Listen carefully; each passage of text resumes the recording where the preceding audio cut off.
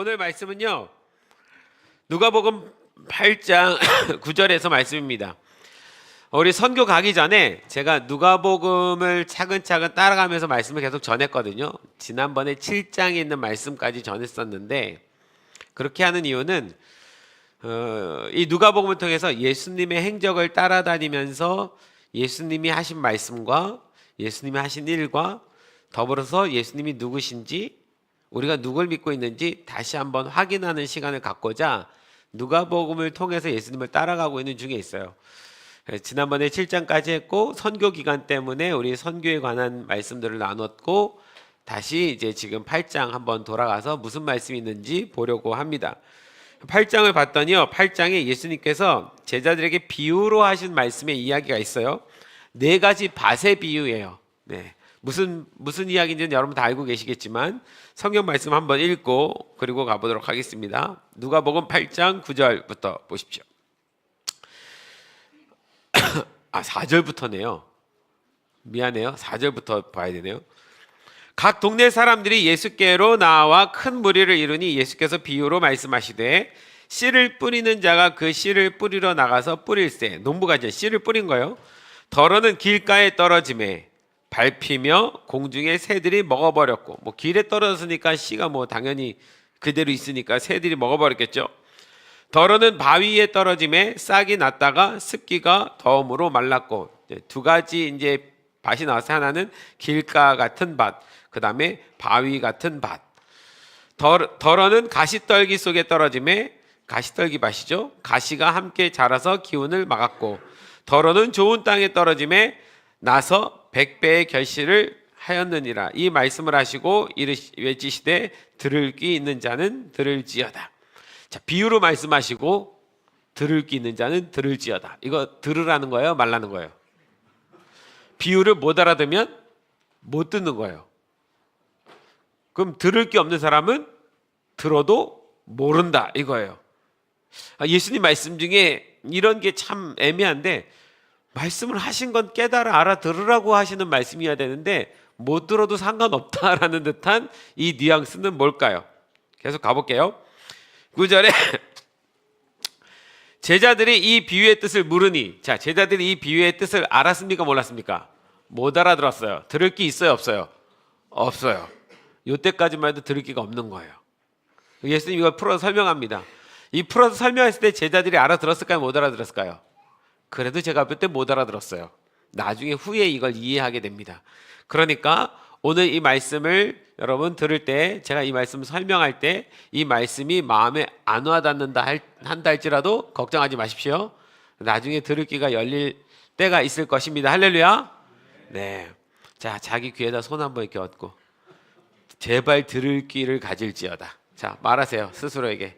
제발 들을 귀를 가질지어다. 자, 제자들이 이 비유의 뜻을 물으니 이르시되 하나님 나라의 비밀을 아는 것이 너희에게는 허락되었으나, 자, 이 비유가 하나님 나라라고 표현했어요. 하나님 나라의 비밀이요. 하나님 나라는 이런 거다라는 비밀이요. 허락되었으나 다른 사람에게는 비유로 하나니 이는 그들로 보아도 보지 못하고 들어도 깨닫지 못하게 하려 함이라. 아니, 말을 하셔놓고는 보아도 보지 못하고 들어도 깨닫지 못하게 하려고 비유를 했대요. 비유로 하신 말씀의 이유가 뭐예요? 깨닫지 못하게 하려고. 그러면 말이나 하지 말 것이지. 이 말이 이상한 거잖아요. 깨닫지 못하게 하려고 비유로 한다. 근데 여러분, 이 말씀은 이 보아도 보지 못하고 들어도 깨닫지 못한다라는 말씀은 이사야가 바벨론의 포로로 끌려가기 전에 이스라엘 백성들한테 하나님께 받았던 예언의 말씀과 똑같은 거 아시죠? 이 백성이 말씀을 들어도 이해 못하고 마음이 굳어서 깨닫지 못한다. 이 말씀을 그대로 또 다시 인용한 거예요. 자, 그리고 봅시다. 이 비유는 이러하니라. 씨는 하나님 말씀이요. 씨는 뭐라고요? 씨는 하나님의 말씀. 자, 하나님 말씀이, 그러면 하나님 말씀이면 여기서 밭은 우리 마음을 얘기하는 거죠. 우리 마음 안에 하나님 말씀이 떨어졌을 때, 들어왔을 때 어떻게 반응하느냐라는 얘기인 거예요. 여러분, 말씀을 들을 때 말씀이 내 마음 안에서 어떻게 반응하느냐, 이 얘기인 거예요. 길가에 있다는 것은 말씀을 들은 자니, 말씀을 듣긴 들었어요. 이에 마귀가 가서 그들이 믿어 구원을 얻지 못하게 하려고 말씀을 그 마음에서 빼앗는 것이요. 씨가 말씀이 떨어졌는데 말씀이 마음 안으로 안 들어가고 그 바깥에 그냥 있으니까 새가 와서 그냥 먹어버려요. 이 새를 이제 마귀라고 표현한 거예요. 그러니까 말씀이 마음 안으로 들어가지 않으면 누가 뺏어간다더라? 마귀가 뺏어간다더라. 자, 그런 종류의 사람이 있다, 이렇게 얘기한 거예요. 바위에 있다는 것은 말씀을 들을 때 기쁨으로 받으나 뿌리가 없어 잠깐 믿다가 시련을 당할 때 배반하는 자요. 가시떨기에 떨어졌다는 것은 말씀을 들은 자이나 지내는 중 이 생의 염려와 재물과 향락의 기운이 막혀 온전히 결실하지 못하는 자요. 이 생의 염려, 이 땅을 살아가는 것에 대한 염려, 그리고 많은 재물을 얻고자 하는 욕심, 그리고 내 뜻대로 마음대로 살고 싶은 쾌락, 그것 때문에 결실하지 못하는 사람, 그 말씀이 잘 자라지 못하는 사람 얘기하는 거죠. 좋은 땅에 있다는 것은 착하고 좋은 마음으로 말씀을 듣고 지키어 인내로 결실하는 자니라. 아멘. 자, 말씀을 보면 오늘 네 가지의 밭이 나옵니다. 첫 번째 무슨 밭이에요? 어디 떨어졌어요? 길가. 두 번째 어디 떨어졌어요? 돌짝밭, 바위밭. 세 번째 어디 떨어졌어요? 가시덤불밭. 네 번째가 좋은 밭이에요. 근데 여러분, 이거를 좀 이해할 필요가 있는데 밭 한번 사진 떼어봐 주세요. 첫 번째 밭이 길가밭이에요. 근데 여러분, 우리가 특별히 비유를 우리가 이해할 때는 예수님 당시에 그 당시 문화와 상황을 좀 잘 이해함이 필요합니다. 어떤 농부가 길바닥에다가 씨를 뿌리는 농부는 없어요. 그죠? 밭에다 뿌리는 거예요. 그러면 지금 여기 길가는 밭입니까? 아니면 밭이 아닙니까? 근데 분명히 길가 밭이라고 표현했거든요. 무슨 얘기를 하는 거냐면 요게 사진이 딱 맞지는 않긴 한데 그냥 어쨌든 여러분 시골에 밭에 가잖아요. 그러면 이게 네모난 밭이 있다고 쳐요. 네모난 밭이 있는데 사람들이 지나다니다 보면 그 밭을 이렇게 지나가다가 길을 이렇게 해서 이렇게 좌측으로 꺾어야 되는데 개 중에 어떤 사람이 밭 그 가승사리를 이렇게 밟고 한번 가로질러서 지나갔어요. 그럼 발자국이 남습니까? 안 남습니까? 남죠. 다음 사람은 돌아서 갈까요? 그 발자국 보고 골로 가로질러 갈까요? 다음 사람도 가로질러 가요. 그럼 그 다음 사람은요? 또 가로질러 가요. 계속 그렇게 가로질러 가면 원래는 밭이었는데 그게 뭐가 돼버려요? 딱딱한 길가처럼 돼버리는 거예요. 지금 그 얘기를 하는 거예요. 원래는 밭이었어요. 거기 밭 맞아요. 그러니까 씨를 뿌린 거 맞아요. 그런데 사람들이 지나다니면서 거기 길이 나버린 거예요. 이게 길가밭이에요. 이걸 길가밭이라고 얘기하는 거예요. 그러니까 씨를 뿌렸는데 딱딱해가지고 씨가 땅속 안으로 못 들어가요. 그러니 싹을 낼 수도 없고 새가 와서 당연히 그걸 먹어버리죠. 이 새를 이제 마귀라고 표현한 거죠. 이 얘기는 뭡니까? 우리의 마음이 딱딱한 사람일 경우에 딱딱하면 말씀을 들어도 그 말씀이 이렇게 마음에 심겨지는 것이 아니고 듣고 그냥 거기 머물러 있는 거예요. 안 들어가고. 그러면 마귀가 와서 그 말씀을 빼앗아가기 쉬워요. 어떻게 빼앗아갑니까? 세상의 수많은 가치들과 이야기를 통해서 이 말씀이 못 들어가게 막아버리는 거예요. 그럼 말씀을 들었으나 안 들은 거랑 똑같다. 자, 이런 얘기를 지금 하는 겁니다. 가만히 생각해 보니까 여러분 성경의 인물 중에 이렇게 마음이 굳어져서 길가밭이 된 것 같은 사람이 있습니다. 하나님의 백성인데 마음이 굳어져서 말씀이 안 들어간 사람 누굴까요? 누가 있어요? 누가 있습니까? 바리새인, 서기관. 예수님 말씀이 들어갑니까? 안 들어갑니까? 안 들어가요. 원래는 하나님의 백성이었고 하나님 말씀을 맡은 자였어요. 좋은 밭이었어요. 그런데 이 사람들의 마음이 딱딱해졌어요.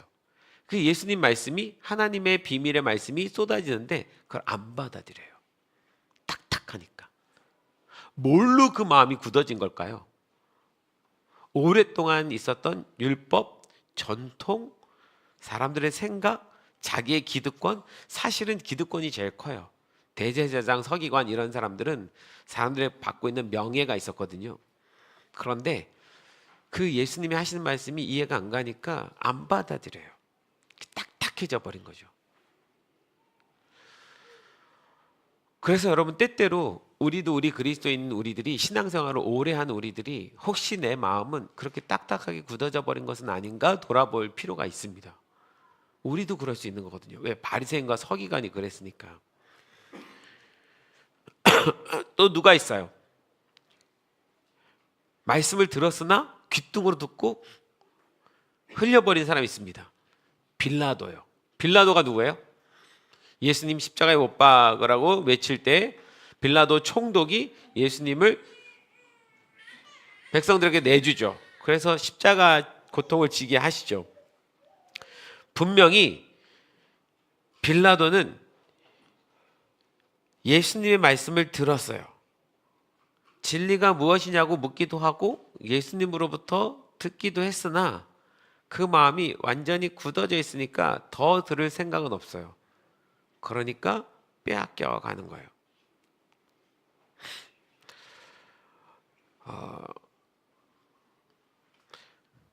여러분, 어느 날 내가 성경 말씀이 내 안에 이렇게 감사함으로, 또 기쁨으로, 소망으로 이렇게 느껴지지 않을 때, 그때 주님 앞에 정말 엎드리기 시작하고 다시 내 마음을 부드럽게 해달라고 요청해야지 됩니다. 할렐루야. 근데 살다 보면 내 마음이 굳어질 때가 있어요. 말씀이 안 들릴 때가 있습니다.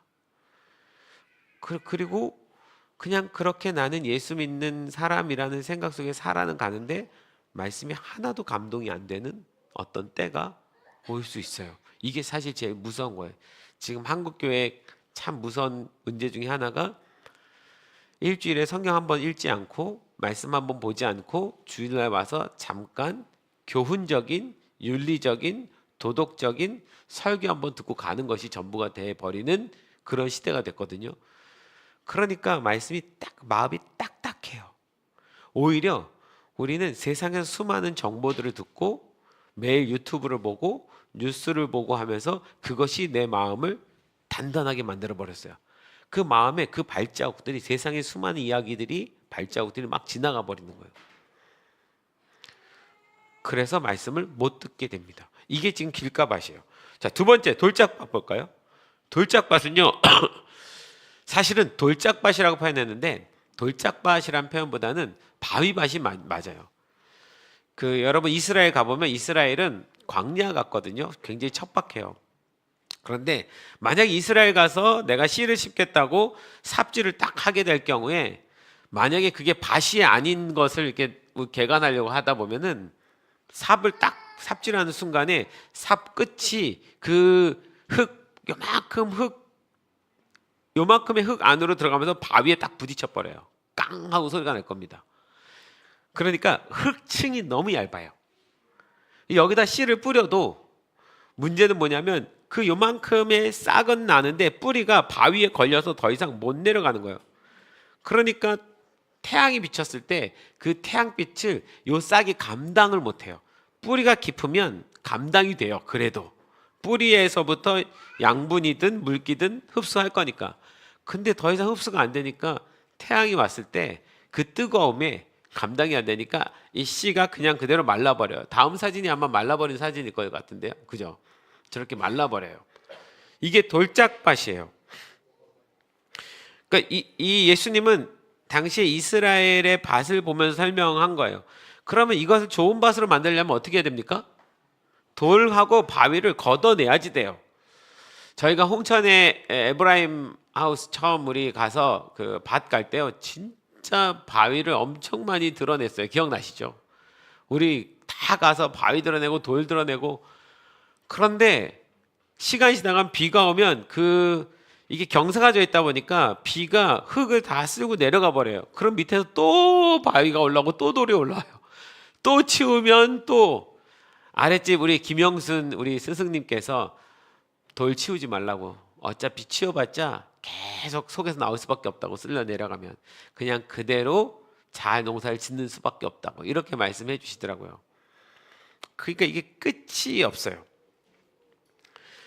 자, 여러분, 어떤 사람들은 말씀을 들었는데 그 말씀을 듣고 그 순간의 기쁨으로 받았어요. 어떻게요? 그 순간의 기쁨으로 그 말씀이 깨달아 너무 좋아요. 와, 좋다. 그런데 그 마음이 흙이 너무 적어가지고 깊이 뿌리가 못 들어가요. 그러다가 이 사람이 그 돌짝밭인 것을 언제 알게 되냐면 시련이 왔을 때, 태양빛에 시험이 왔을 때, 인생의 시험이 딱 오잖아요. 시험이 오면 내가 말씀을 붙들고 계속 걸어갈 건가, 아니면 내가 이 시험, 이 세상 가운데, 이 유혹 가운데 어쩔 수 없이 세상을 따라서 가야 될 건가, 이 기로에 서는 거예요. 이 기로에서 그 세상의 시련을 이기지 못하고 말씀을 떠나서 세상으로 가버립니다. 이게 돌짝밭이에요. 그래서 뿌리가 깊이 내리지 못해요.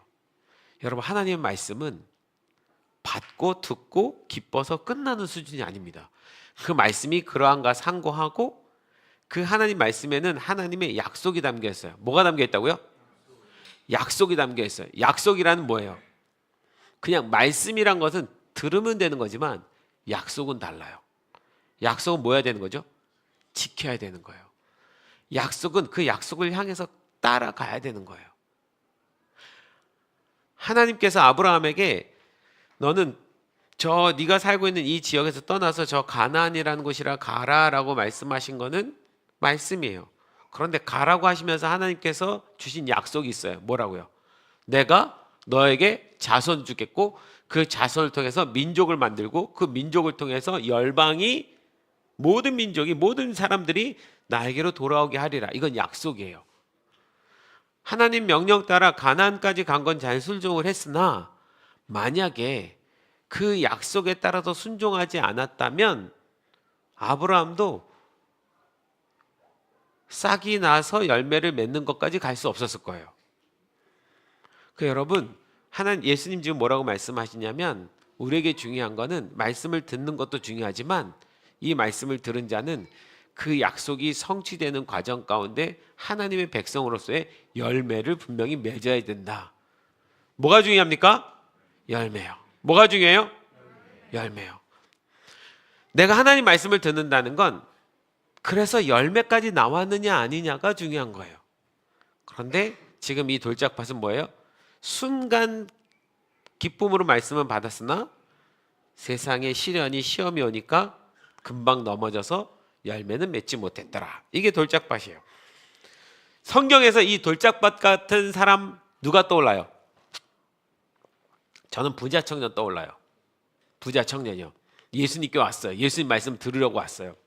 영생이 어떻게 얻습니까? 영원한 생명이 어떻게 얻습니까? 예수님께 묻고 질문하고 대답하고, 쉽게 너 계명을 지켜라. 제가 계명을 다 지켰습니다. 얼마나 종교적인 사람이에요? 계명 다 지켰대요. 그래, 그러면 너의 소유를 팔아서 가난한 사람들에게 나눠주고 나를 쫓으라. 그랬더니 이 부자 청년이 뭐라고요? 근심하며 돌아가니라. 이렇게 됐어요. 이게 말씀이 어느 선까지는 들어가는데 그 이상은 못 받아들이겠는 거예요. 부자 청년이 그랬어요. 그래서 예수님은 그냥 떠나가 버렸어요. 부자 청년은 예수님 따라가고 싶었고, 또 하나는 뭐냐면 자기가 갖고 있는 재물, 돈도 많이 벌고 싶었어요. 그런데 어느 순간에 돈과 하나님 둘 중에 하나를 섬겨야 되는 어떤 상황이 오면 우린 당연히 하나님을 섬기는 것이 맞습니다. 할렐루야. 분명히 예수님이 돈과 재물을 겸해서 섬길 수 없다고 그랬어요. 돈은 섬김의 대상이 아닙니다. 돈은 뭐예요? 도구고 필요해요. 할렐루야. 하나님 나라를 위해서 필요한 도구고 중요한 것 중에 하나예요. 그러나 돈은, 재물은 우리가 섬기는 대상이 될 수 없습니다. 근데 이 부자는 하나님도 섬기고 재물도 섬겼던 거예요. 그걸 자기가 몰랐던 거죠. 예수님이 그걸 콕 집어내신 거예요. 거기서 그게 통과가 안 되고 넘어가 버린 거죠. 여러분, 우리가 열심히 돈 벌고 열심히 부자 되는 거 괜찮습니다. 중요합니다. 그리스도인 중에서도 부자 나오기를 소망하고 여러분 가운데 부자 나오기를 소망합니다. 할렐루야. 그런데 그 돈을 섬김의 위치까지, 하나님의 위치까지 올리지는 말아야 되는 거죠. 여기서 그냥 다 넘어지는 거예요. 그래서 부자 청년이 그렇게 떠나가 버렸습니다. 여러분, 지금 여기 나온 인물들이 지금 바리새인, 서기관, 그리고 부자 청년, 하나님 나라의 말씀을 모르는 자들이 아니라 먼저 받았던 자들인데도 불구하고 마음이 이렇다는 거예요. 그걸 예수님이 지금 이 유대인들을 보면서 유대인들의 마음밭이 어떤 종류인지를 설명하고 있는 거예요. 이건 그들에게 대한 얘기만이 아니라 우리에 대한 이야기일 수도 있습니다. 여러분과 저의 이야기예요.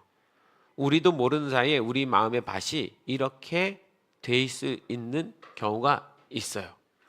제가 아까도 얘기했지만 이 밭이 아까 길가밭도 원래는 밭이었는데 사람들이 지나가서 딱딱해진 거고, 돌짝밭도 원래는 밭이었는데 비가 와서 쓸어가 버리니까 또 올라온 거예요.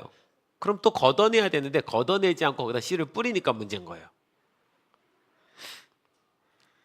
자, 세 번째, 가시덤불 밭 보세요. 가시덤불 위에 씨가 떨어졌어요. 당연히 씨가, 근데 여기는 다행히 밑에 돌짝은 없으니까 땅이 깊어서 뿌리는 내렸어요. 그리고 올라와요. 싹도 잘 올라왔는데 올라오다가 줄기가 자라면서 어디에 부딪힙니까? 저 가시나무에 다 부딪혀서 찢어져 버려요. 잎이 다 찢어져 버리니까 광합성 못하니까 열매를 못 맺게 되죠. 그러니까 길가밭은 아예 말씀이 들어가지도 않은 거고, 돌짝밭은 들어갔으나 뿌리를 내리지 못한 거고, 가시덤불밭은 뿌리는 내렸으나 열매까지는 못 가는 거고. 가시덤불 속에다가 씨를 뿌리는 농부는 없죠. 이것도 우리가 이스라엘의 저 광야를 좀 이해할 필요가 있는데, 이스라엘 몇 번 가면서 제가 이 광경을 봤어요. 밭이 있는데 그 밭에 저런 가시 덩굴들이 중간중간에 이렇게 막 모여 있는 거예요. 왜 저런가 봤더니, 여러분, 이스라엘 광야는 건기와 우기가 분명하잖아요. 건기 때에는 바짝 말라버립니다. 그리고 그 사막 같은 데서 나올 수 있는 식물들이 별로 없어요. 전부 선인장 같은 가시나무과의 그 나무들만 자라요. 여러분, 선인장 같은 이 가시나무들이 왜 그런 척박한 광야에서 잘 자라는 줄 아십니까? 그 자기 안에 수분을 빼앗기지 않기 위해서 잎을 크게 벌릴 수가 없어요. 그러니까 가시처럼 만들어서, 그래서 그 자기 안에 수분을 빼앗기지 않으려고 보호하다 보니까 그렇게 가시들이 많아요. 그런데 이 나무들이 빼짝 마르다 보면 중간에 바람 때문에 뚝뚝 부러집니다. 부러지면 이 가시 덩굴들이 바람에 따라 확 몰리면서 이렇게 쓸리다 보면 뭉쳐져요. 덤불이 되는 거예요. 그 뭉쳐진 덤불이 바람에 따라서 여기 원래 밭이었는데 밭에 가서 덩그러니 놓여지는 거예요. 그러니까 어느 날 가보면 바람 한번 불고 나서 밭에 나가면 농부가 거기 가시덤불이 갑자기 논 한가운데 덤불이 있는 거예요. 그러면 그대로 놔두면 거기서 올라오는 싹들이 다 찢겨져서 열매를 못 맺겠죠. 그러니까 지금 예수님은 그 이스라엘의 당시의 상황을 가지고 설명을 하고 있는 거예요. 그 땅을 가지고. 자, 그러면서 뭐라고 말씀하셨습니까? 이 가시덤불은 인생에 말씀을 들어서 말씀을 기쁨으로 받고 싹도 내서 자라는데, 자라는 중에 누구나 겪는 일입니다. 어떤 거요? 생활에 대한 염려, 이생의 염려. 여러분, 우리가 살면서 염려와 걱정과 불안이 우리 안에 없을 수 없잖아요. 매일, 매 순간, 매주, 매년 염려가 끝이 없잖아요. 세상을 살아가면서 우리가 주님 오시는 그날 하나님 나라에 들어가기 전까지는 이 땅에서 땀을 흘리면서 살아야 되는데 땀을 흘리면서 먹고 살기 위한 이 모든 삶이 염려와 걱정입니다. 왜 없겠어요? 이건 계속 쏟아져 오는 거예요. 이게 마치 광야에서 불어온 가시덤불 같아요. 계속 쏟아져 와요. 그래서 이번에 이 문제를 해결해서 치우면 내년에는 그 문제가 안 오나요? 또 와요. 정말 끝이 없어요. 그 생활에 대한 염려, 모아놓은 재물을 지키기 위한 불안, 여러 가지 책임에 대한 걱정. 거기다가 뭡니까? 나도 좀 멋지게 행복하게 잘 살고 싶단 말이야. 나도 좀 누리며 살고 싶단 말이야. 나도 좀 그렇게 하고 싶단 말이야. 라는 세상에서 누리고 싶고 살고 싶은 쾌락의 마음. 그런 것들이 쏟아져 와요. 염려도 오고 걱정도 오고 불안도 오고 쾌락도 오고 욕망도 오고 어느 날 갑자기 나보다 더 잘 사는 어떤 친구를 보면 나도 저 친구처럼 살고 싶다. 그 친구가 야 주일에 문을 닫으니까 그러지 그럼 나도 문을 열고 싶은 마음이 일어날 수밖에 없고 교회를 빠지고 일하고 싶은 마음이 들 수밖에 없고 끊임이 없는 거죠. 이런 일들이. 그래서 말씀이 자라지 못해요. 그러니까 끝이 나요. 다 찢겨져 버려요. 여러분 이런 사람 성경에서 찾으면 누가 있을까요? 잘 따라다니다가 떠난 사람도 있습니다. 예수님 제자 중에 누가 있어요? 가룟 유다요. 가룟 유다 그런 형태예요. 예수님 말씀을 제일 옆에서 들었잖아요. 3년 들었잖아요. 예수님의 삶도 보았잖아요.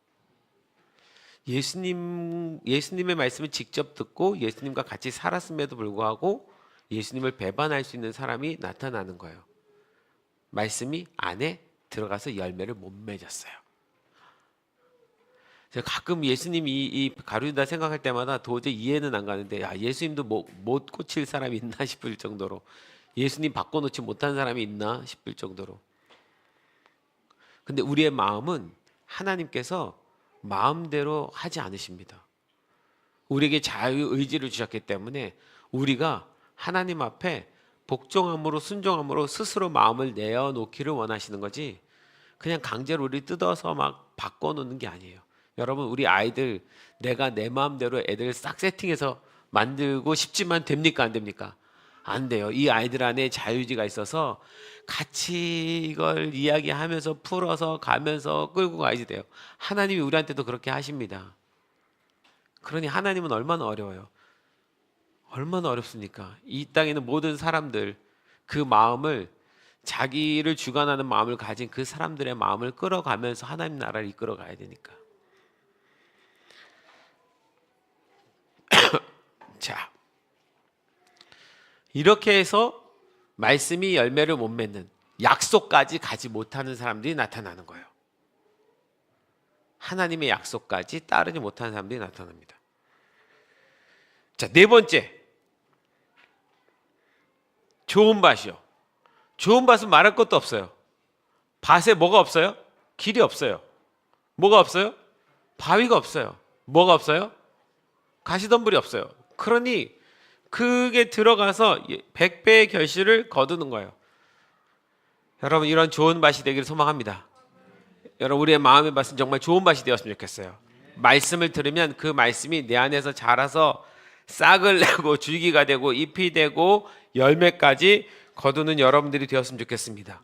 성경에 그런 인물이 있어요. 제가 기억나는 사람은 니고데모라는 사람이요. 원래는 공의의 회원이고 예수님을 비방하고 저주하는 사람들 속에 있어야 되는 사람이 맞는데 밤에 몰래 예수님 찾아와서 묻잖아요. 그때 예수님께서 이 니고데모에게 우리가 알고 있는 그 유명한 말씀을 합니다. 뭐예요? 하나님이 세상을 이처럼 사랑하사 독생자를 주셨으니 이는 저를 믿는 자마다 멸망치 않고 영생을 얻게 하려 함이라 하시면서 거듭남에 대한 비밀을 얘기해 주세요. 이 말씀을 들었어요. 그 순간 그 말씀이 이해가 됐을까요? 안 됐을까요? 아직은 안 됐어요. 그런데 이 사람이 언제 변화됐다는 걸 아냐면 예수님이 십자가에 죽으셨을 때 그 예수님의 십자가의 장례를 치르기 위한 모략인가를 이 사람이 가지고 와서 그 시신에게 바릅니다. 이거는 만약에 잘못하면 그 공의회 회원으로서 그 공의회에서 예수님을 죽인 건데 그 멤버 중에 한 사람이 나는 예수님의 제자다라고 자기를 커밍아웃 드러낸 거예요. 그럼 자기도 죽을 수 있는 위기에 있는데도 불구하고 그렇게 따랐어요. 뭡니까? 약속을 따라 산 거예요.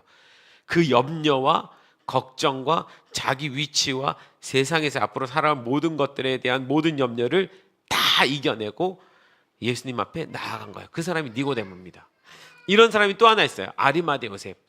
예수님 무덤에 원래 자기가 들어가야 될 무덤인데 그 무덤을 예수님께 드립니다. 이것도 또한 그 당시 로마의 또 대제사장과 서기관들 이 사람들에 의해서 죽임을 당할 수 있는 위치에 있는 사람인데 다 포기하고 예수님께 그렇게 하죠. 이 사람이 정말 말씀 열매 맺는 사람입니다. 예수님이 지금 그래서 좋은 땅에 대한 이야기를 말씀하시는데 제가 이 말씀을 듣다가 한 가지 좀 이상한 게 있었어요. 어제까지도 이 말씀이 안 풀리는 거예요.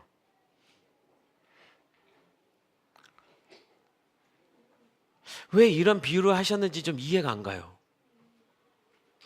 만약 이 비유에 여기서 끝나면 들을 끼는 자는 들어라 이래버리고 끝나면 그럼 길가 가신 사람은 평생 말씀을 들어도 말씀이 그 마음 안에 들어갈 수 없는 사람이 있다라고 치부하는 거잖아요. 돌짝밭 같은 사람, 가시덤불밭 사람, 예수님 말씀을 믿을 수도 없고 그 열매를 맺을 수도 없는 사람들이 정해져 있어 버리면 이렇게 끝나버리면 이게 예수님 진짜 하고 싶은 얘기였던가 이 생각이 드는 거예요. 여러분 길가밭에도 소망이 있어야 되잖아요. 마음이 딱딱한 사람인데 그 딱딱한 사람이 그 딱딱한 그 밭을 다시 뒤집어 까가지고 좋은 밭 만들어서 씨앗이 뿌려져야 될 거 아닙니까? 할렐루야. 한번 마음 딱딱한 사람은 절대로 예수님 못 믿는 사람이 되고 가시덤불 사람은 염려 올 때마다 항상 그런 사람이니까 항상 그런 사람이고 그러면 좋은 밭 있는 사람만 찾아서 씨앗을 뿌리는 건 아니잖아요. 우리 처음 교회 올 때 예수님 믿을 때 처음부터 좋은 밭인 사람이 어디 있어요? 여러분 처음부터 좋은 밭이었습니까? 아니잖아요. 우리 아니잖아요. 우리도 마음이 딱딱한 사람 중에 하나였고 우리도 마음 안에 여러 가지 돌멩이들이 있어가지고 힘든 사람이고 우리도 세상 염려 지금까지도 계속 끊임없이 갖는 사람인데 아마 제가 볼 때 이야기 들 때 길가밭 나는 아닐 거야 라고 생각했을 거예요. 돌짝밭까지도 나는 아니라고 생각했을 거예요. 그런데 가시덤불에서 좀 찔렸을 거예요. 세상에 나도 맨날 염려가 오는데 그러면 난 찢겨져 가지고 내가 이러면 어떨까? 이런 생각이 들 거예요. 이거 어떻게 처리해야 되는 거예요? 예수님 뭘 말씀하신 거예요?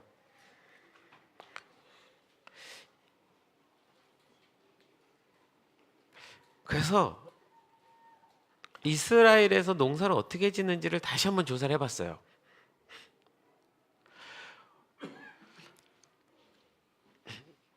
홍천에서 농사 지을 때 순서를 생각해 보세요. 우리나라 농부들이 농사 지을 때 밭을 갈고 씨를 뿌립니까? 씨를 뿌리고 밭을 갑니까? 우리는요. 밭을 갈고 씨를 뿌리죠. 이스라엘은 거꾸로예요.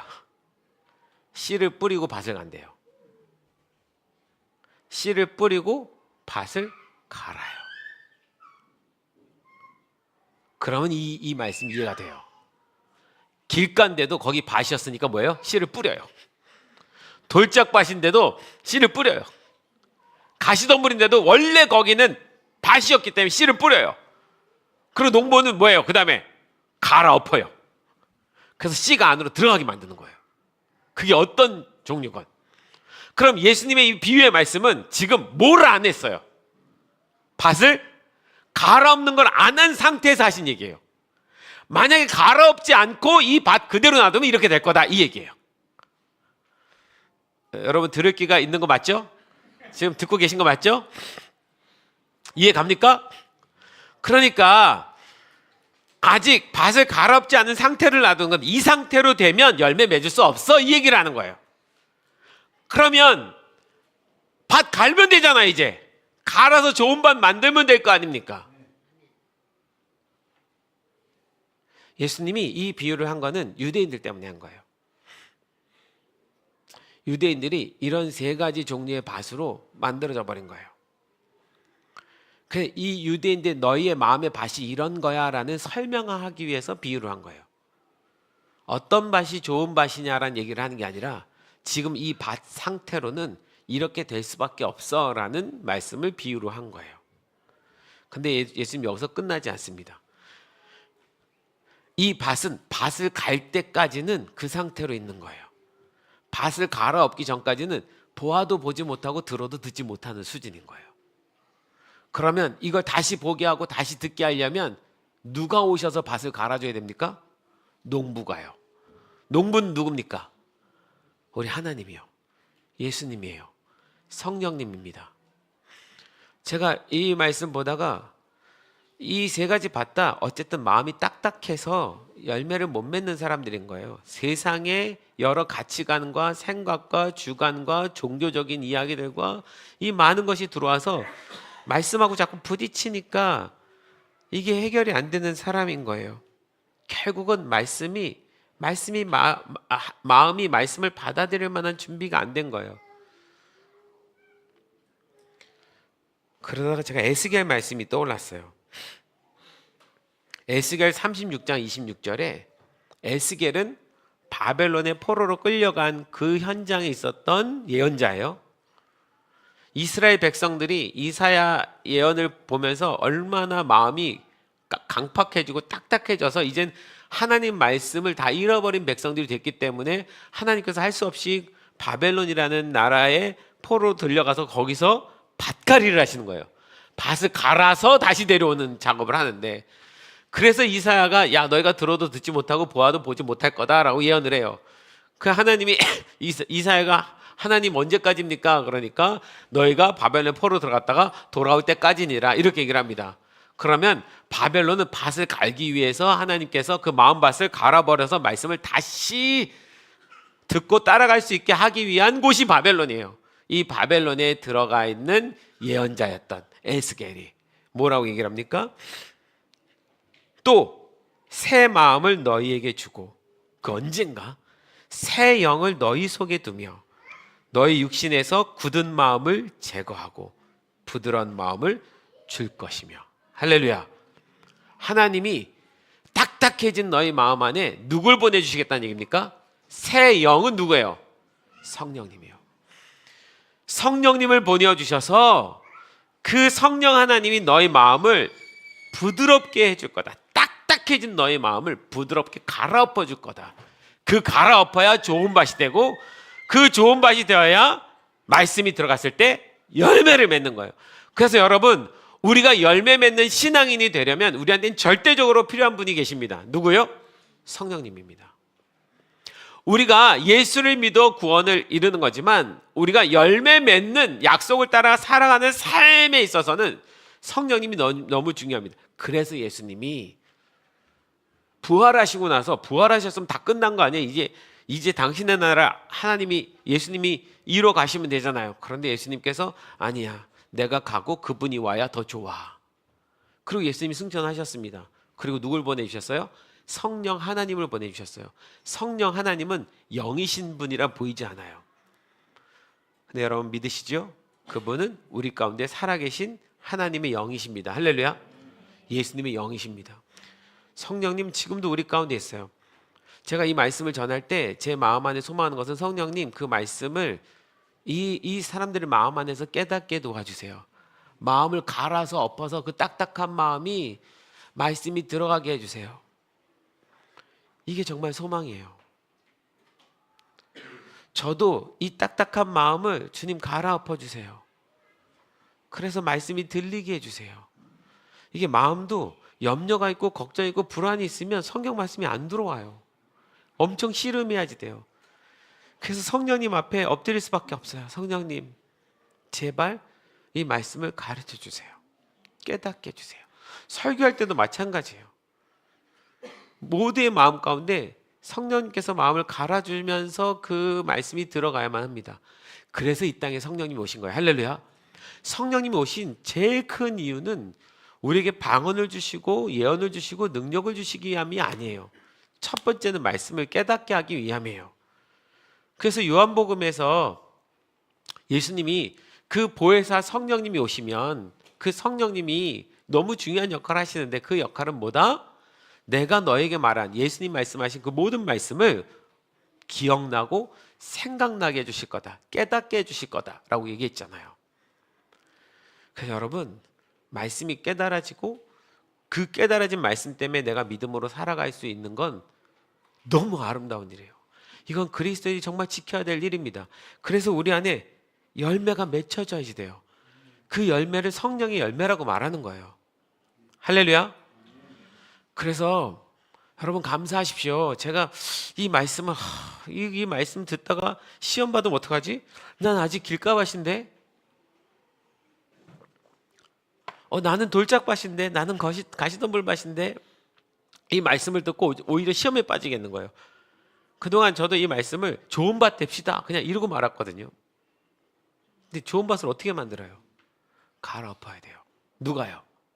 성령님이요. 그 하나님께요. 내가 할 수 있는 건 뭐예요? 오셔서. 밭이 할 수 있는 건 뭐예요? 농부를 기다리는 거예요. 하나님, 예수님, 성령이고 농부를 기다리는 거예요. 오셔서 제발 갈아엎어 주세요. 아니면 나 열매 못 맺어요. 우리 안에 말씀을 열매 맺게 하시는 분은 성령 하나님이십니다. 나 성령님 잘 모르는데요. 괜찮아요. 지금 이 말씀만 믿고 내가 말씀을 들을 때에도 성령님 깨닫게 해주세요라고 요청하시고, 내가 성경 말씀을 읽을 때에도 성령님 이걸 깨닫게 해주세요라고 요청하십시오. 성령님을 나의 모든 삶에 계속 초청하는 연습을 하세요. 오늘 내 직장에서 이 사건이 있고 이 문제가 있고 이것이 나한테 큰 문제이고 염려가 될 수 있는 어떤 상황인데, 그럴 때 내가 내 지혜로 사람들이 이렇게 하는 게 맞아라고 말하는 그런 지혜의 방식으로 일하는 것이 아니라, 물론 나의 지혜도 있겠지만 성령님, 이 문제를 내가 어떻게 이해하고 어떻게 풀 수 있으면 좋겠습니까? 말씀에서는 이 문제를 어떤 식으로 풀어가라고 하십니까? 라고 물을 수 있어야 돼요. 물어보십시오, 제발. 할렐루야. 성령님께 물어보십시오. 물으면서 사세요. 대답은 어떻게 듣냐고요? 자꾸 물어보다 보면 내가 이해가 되고 깨닫게 되고 어떤 말씀이 들어오게 되고 그 말씀 때문에 이렇게 행동하게 됩니다. 말씀이 내 행동을 바꾸게 된다고요. 원래는 이렇게 행동하려고 했는데 말씀이 생각나서 이렇게 바뀌어버리면 거기 열매가 일어나는 거예요. 할렐루야. 그래서 이 말씀을 나누는데 저 안에 소망이 생겼습니다. 어떻게요? 괜찮다. 성령님만 구하면 된다. 내가 지금 마음밭이 어떻든 그것 때문에 실망하지 말고, 이러니까 나는 보아도 보지 못할 거고 난 들어도 듣지 못할 거고 나는 들을 귀가 없는 거구나 라고 끝나는 것이 아니라, 그래서 성령님을 요청하고 성령님과 함께 따라가는 거예요. 예수님은 이런 밭이니까 이제 끝장이야. 길가밭 절대, 돌짝밭 절대, 가시덤밭 절대, 듣긴 들어도 보아도 알지 못할 거야 라고 끝내신 이야기가 아닙니다. 밭갈이 전에의 이야기를 하는 거예요. 그 밭을 갈러 누가 오셨다고요? 성령님이요. 예수님은 우리에게 뭘 뿌리셨고요? 하나님의 말씀을 뿌리셨고요. 복음을 뿌리셨고요. 우리 안에 익숙지 않아요. 성령님만 얘기만 나오면 방언 받을 때 주야 주야 부르짖을 때, 예언 은사 받기 위해서 부르짖을 때, 이게 너무 한국 교회에 이게 습관화되어 있다 보니까. 그런데 물론 그것도 우리가 구해야 될 문제겠지만 성령님을 내 일상의 삶 가운데 계속 요청하시고, 성령님께서 그 말씀을 따라 내가 살아갈 수 있도록, 뿌리 내릴 수 있도록, 열매 맺을 수 있도록 성령님께 요청하는 삶을 사십시오. 할렐루야. 끊임없이 매일매일 구하세요. 또 구하십시오. 그렇게 되면 우리 안에 갈라디아서 5장 22절 23절과 같은 열매가 맺힐 겁니다. 예배팀 나와주시고요. 뭐예요? 오직 성령의 열매는 사랑과 희락과 화평과 오래 참음과 자비와 양선과 충성과 온유와 절제니. 이 9가지 열매들이 내 안에 나타나는 거예요. 여러분, 이 9가지 열매가 나타나지 않는 이유는 지금 내 밭에 문제가 있다는 얘기입니다. 그건 겸손하게 받아들여야 돼요. 밭갈이가 안 된 거예요. 안 돼요. 밭은요, 한 번 갈고 끝나는 게 아닌 거예요. 매년 갈아줘야 되는 거예요. 상황이 바뀌니까. 이 9가지 열매를요, 제가 간단하게 그냥 요약해서 설명해 볼게요. 사랑은요, 조건 없는 희생적인 사랑을 말합니다. 쉽지 않죠. 근데 이 조건 없는 완전한 희생의 사랑, 열매로 맺을 수 있어야 됩니다. 희락은요, 환경에 좌우되지 않는 기쁨을 말해요. 뭐라고요? 환경에 좌우되지 않는 기쁨이요. 여러분, 이거 정말 갖고 싶죠? 환경에 좌우되지 않는 기쁨이요. 근데 우리의 기쁨은 어때요? 환경이 이렇게 되면 슬프고 저렇게 되면 기쁘고 환경 따라예요. 근데 환경 따라 일어나지 않는 기쁨이 여기서 말하는 그 열매의 희락이에요. 하나님 말씀에 열매 맺는 자들에겐 이런 희락이 일어납니다. 정말 중요하죠. 화평은 하나님과의 화목한 관계, 사람들과의 평화로운 관계를 의미합니다.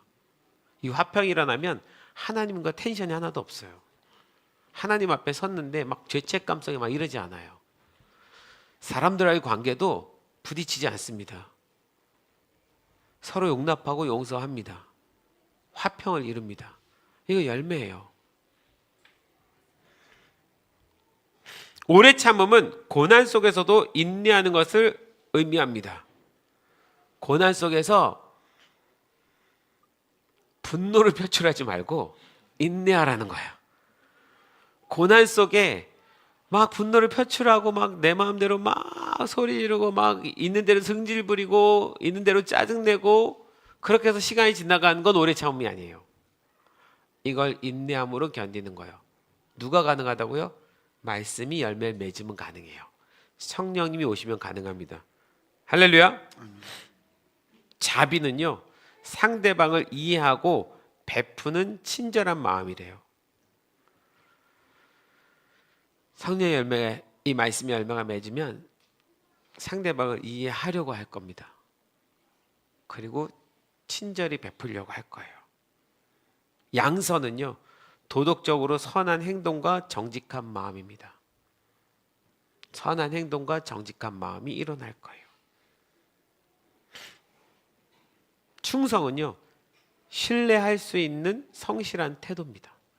끝까지 신뢰함으로 성실히 행하는, 다 이게 성령의 열매예요. 온유는요, 겸손하고 부드러운 태도입니다. 항상 주장하는 자세를 취하지 않고 겸손하고 부드럽게 나가는 거예요. 누구에게건. 쉽지 않잖아요. 우리가 살면서 나랑 부딪히는 사람과 만났을 때 부딪히는 게 익숙하지 이렇게 온유함으로 겸손하고 부드러운 태도를 갖기가 쉽지 않아요. 그런데 말씀이 살아있는 사람은 가능합니다. 절제는요, 자신의 욕망과 감정을 절제하는 능력입니다. 욕망을 절제할 수 있어야죠. 자, 예수님은 우리가 좋은 밭 되기를 원하십니다.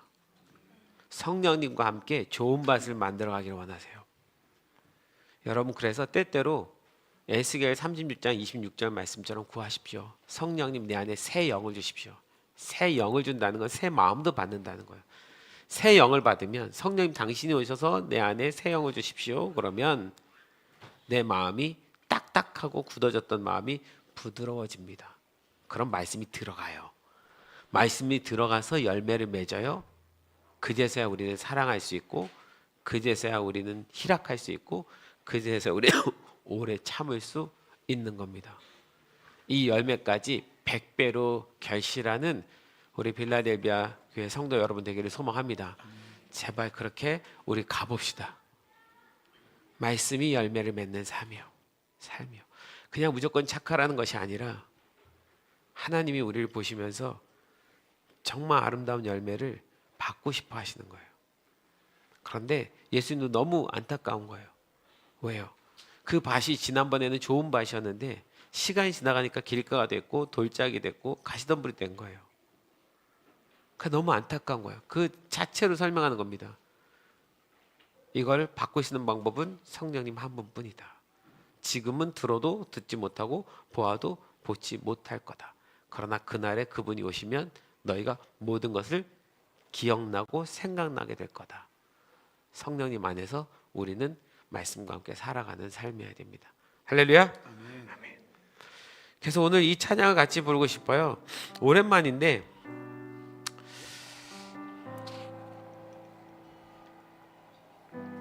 우리가 어떤 은사를 달라고 지금 구하는 어떤 성령님이 아니라 그냥 주님의 성령이 내 안에 임하여 주시기를 소망하는 마음에 찬양을 같이 부르면서 우리 잠깐 일어나셔서 이 찬양 같이 부르고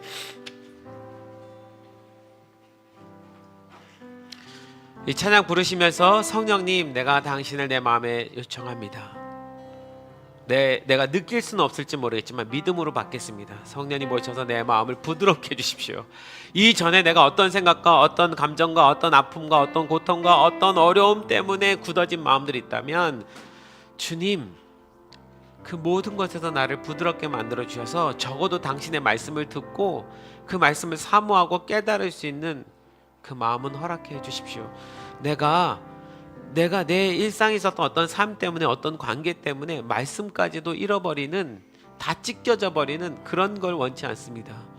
성령님, 내 마음에 새 마음 주십시오. 그런 마음 우리 한번 찬양하겠습니다. 주님의 성령 찬양합니다.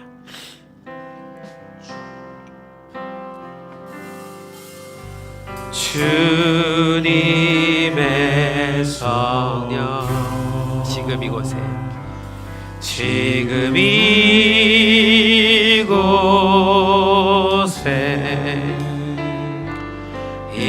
임하소서.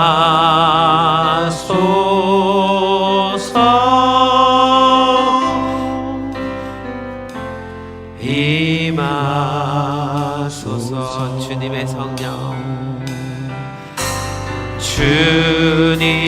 주님의 성령, 지금 이곳에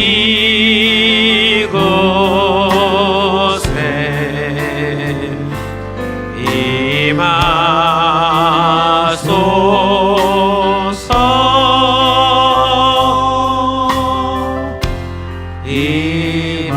우리 눈을 감고 찬양합니다. 주님의 성령, 주님의 성령, 지금 이곳에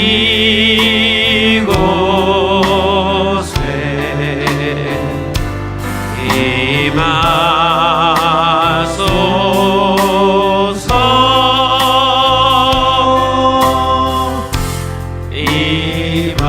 다시 한번 주님의 성령,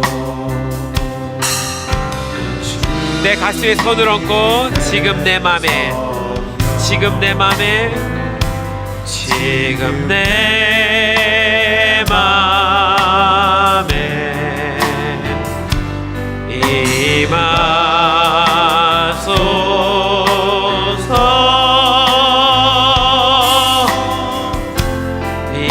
한 번 더 우리 찬양합니다. 주님의 성령, 주님의 성, 지금 내 맘에, 내 맘에 임하소서.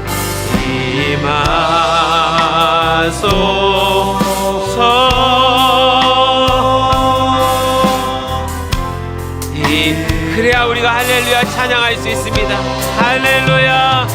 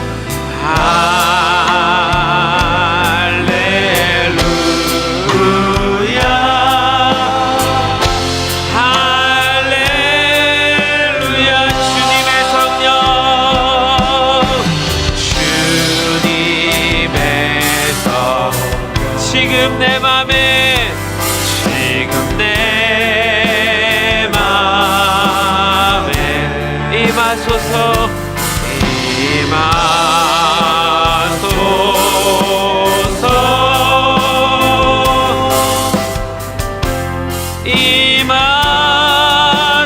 할렐루야. 할렐루야. 우리의 마음을 주님께 다 드리면서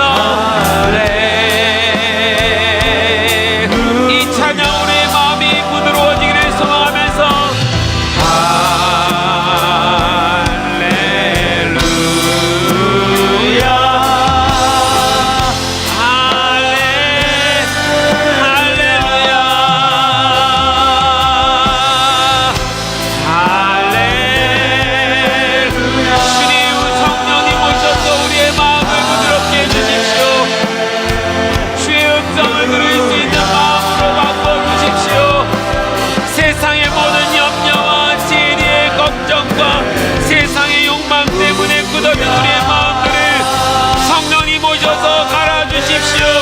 우리가 주님 앞에 온전히 할렐루야 할 수 있는 마음을 바꿔주시옵소서.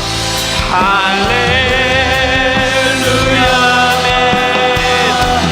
아멘. 할렐루야.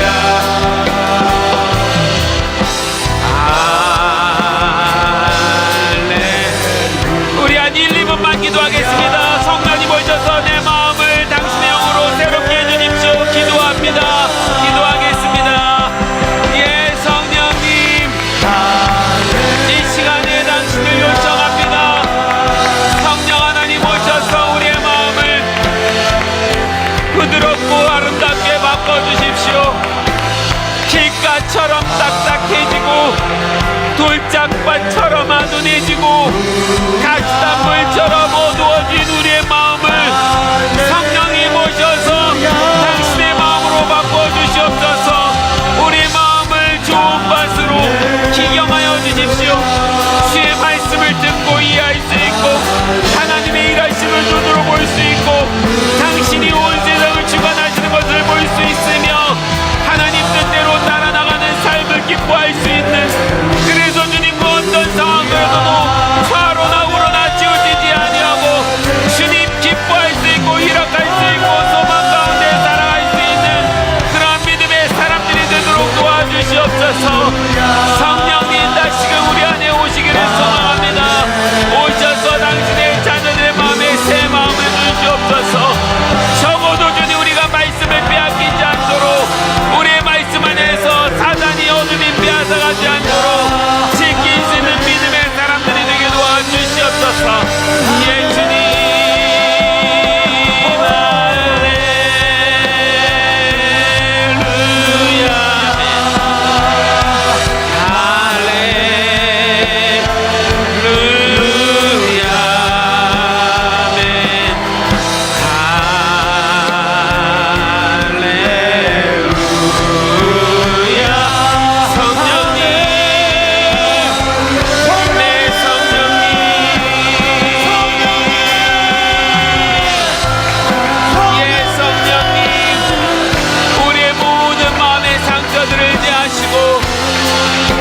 돌처럼 딱딱해진 마음들을 다 걷어내어주시고 우리 마음 안에 있는 뾰족했던 모든 가시덤불도 다 치워주시고 당신 안에서 우리를 부드럽게, 당신 안에서 우리 안에 온유한 마음으로, 당신 안에서 오래 참음으로 주여 열매 맺게 하여 주시옵소서.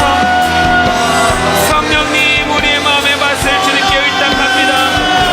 오셔서 발을 갈아주시고 부드러운 마음으로 좋은 밭으로 만들어주셨습니다. 주님 백배의 결실을 얻게 도와주시옵소서.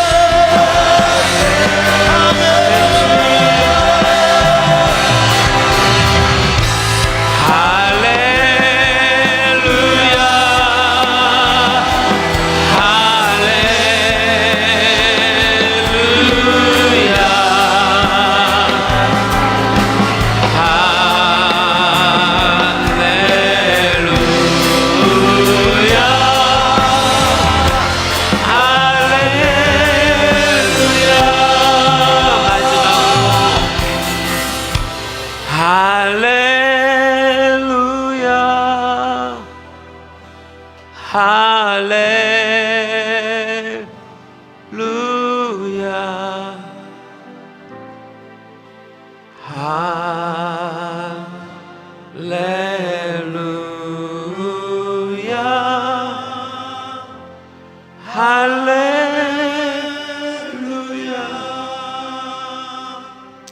성령님, 당신을 우리의 삶에 초청하고 우리의 마음에 초청합니다. 성령님 오시지 않았으면 우리는 주의 말씀을 들어도 깨닫지 못하는 인생이었을 것입니다.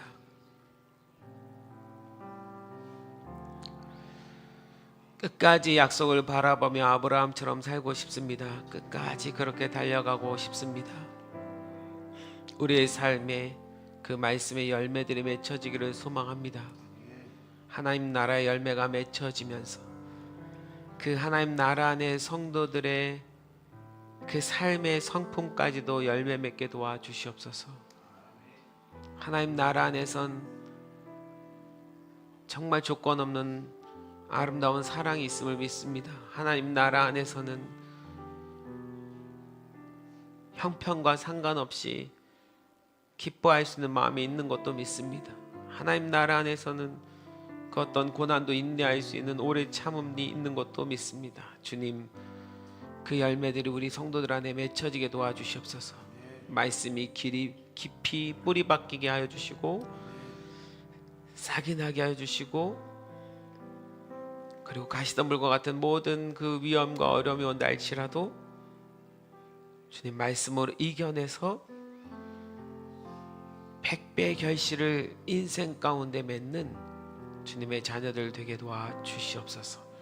마지막 날에 주님 오실 그날에 주님 다시 오셔서 알곡과 쭉정이를 나누실 때에 100배의 결실한 우리의 그 열매를 가지고 주님 앞에 서기를 소망합니다. 주님, 오늘 다시 한번 우리에게 성령님과 함께 살아가라는 주님 말씀으로 받습니다. 이 말씀을 받는 주의 모든 성도들 가운데 믿음으로 그 삶을 따라갈 수 있도록 인도하여 주시옵소서.